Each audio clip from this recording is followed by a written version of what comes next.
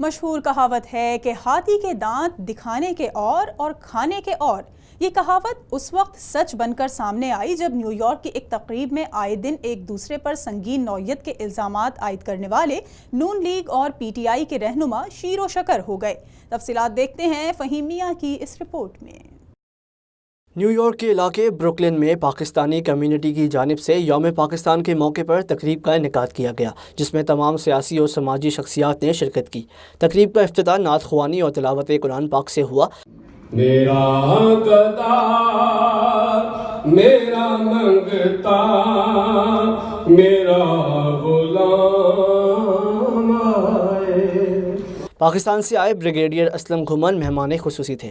تقریب کے شرکاء اس وقت حیران رہ گئے جب ایک دوسرے پر سنگین نوعیت کے الزامات عائد کرنے والے مسلم لیگ نون کے رہنما عابد شیر علی اور پی ٹی آئی کے رہنما بریگیڈیئر ریٹائرڈ اسلم گھمن شیر و شکر ہو گئے۔ تقریب سے خطاب کرتے ہوئے بریگیڈیئر ریٹائرڈ اسلم گھمن کا کہنا تھا، آپ کو جو موجودہ حالات ہیں اور جو انڈیا نے جو دنیا سمجھ رہی تھی کہ ایک بڑی طاقت ہے، اس کا جو بھانڈا پھوڑا ہے پاکستان کی عوام اور پاکستان کی قوم نے اور پاکستان کی افواج نے، اس کے متعلق بھی بتاؤں گا۔ یوم پاکستان علامہ اقبال مولانا فضل الحق کا خواب کی تعبیر ہے۔ یوم پاکستان کے موقع پر پاکستان اور امریکہ کے قومی ترانے بجائے گئے۔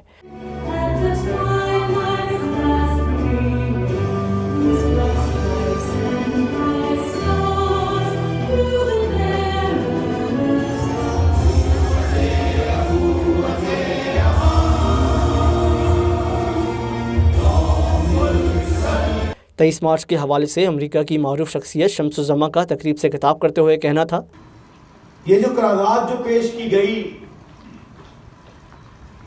یہ ان کی ویژن دیکھیے کہ اپنی علیحدہ سلطنت، اپنا علیحدہ ملک، ذرا غور کیجئے، آج 80 سال ہونے کو ہیں، آج بھی آپ کا دشمن یہ جانتے ہوئے کہ آپ ایٹامک پاور ہیں، آپ پر حملہ آور ہوتا ہے، اور قربان جائیں وہ قربانیوں کی لازوال داستان، وہ 5 سالہ عائشہ، وہ 9 سالہ عبداللہ کہ جنہوں نے پاکستان کے لیے اپنی جان کا نذرانہ پیش کیا گیا۔ ہال پاکستان زندہ باد کے نعروں سے گونج اٹھا اور پروگرام کا اختتام پرتکلف عشائیے پر ہوا۔ Faheem Mian, Voice of South Asia, New York. Pakistan زندہ باد، پاکستان